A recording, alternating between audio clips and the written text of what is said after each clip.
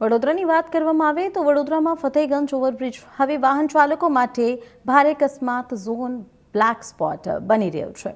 આજે ફરી એક વખત ફતેહગંજ બ્રિજ પર બે ફોર વ્હીલર કાર વચ્ચે ગંભીર અકસ્માત સર્જાયો હતો। આ અકસ્માતના કારણે બ્રિજ પર લાંબો ટ્રાફિક જામ થઈ ગયો હતો અને વાહન ચાલકો કલાકો સુધી અટવાયા હતા। 21 દિવસમાં પાંચમો અકસ્માત છેલ્લા માત્ર 3 સપ્તાહના સમયગાળામાં જ આ એક જ જગ્યાએ પર 5 અકસ્માતો નોંધાયા છે। આ શ્રેણીબદ્ધ અકસ્માતોમાં અત્યાર સુધીમાં કુલ 23 જેટલા નાના મોટા વાહનો એકબીજા સાથે અથડાઈને ક્ષતિગ્રસ્ત થયા છે। આજે બ્રિજ પર બે ફોર વ્હીલર વચ્ચે સામસામે પાછળથી જોરદાર ટક્કર થઈ હતી, જેના કારણે ટ્રાફિકની ગંભીર સમસ્યા પણ સર્જાઈ હતી। ત્યારે વડોદરા પશ્ચિમ વિસ્તારના ટ્રાફિક એસીપી ડીએમ વ્યાસ ઘટના સ્થળે પર પહોંચ્યા હતા।